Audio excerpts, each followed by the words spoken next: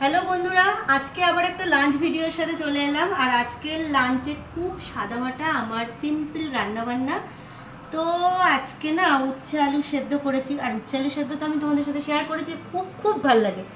আর আজকে যেটা করেছি, আমার এক বন্ধু বলেছে যে সজনে পাতার কি বড়া হয়। হ্যাঁ, সজনে পাতার বড়া হয়, আর এটা কিন্তু খেতে খুব ভালো লাগে।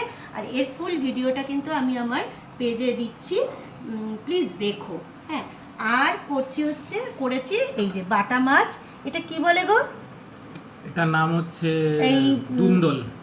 হ্যাঁ, কি দুন্দল। ধুন্দল বলে, আরেকটা কি বলে? আরেকটা আমি জানি না। এ পোরল পোরবল না। পোরবল না কি বলে। তো যাই হোক, এটা দিয়ে আজকে প্রথম আমি বাটা মাছের ঝোল করেছি।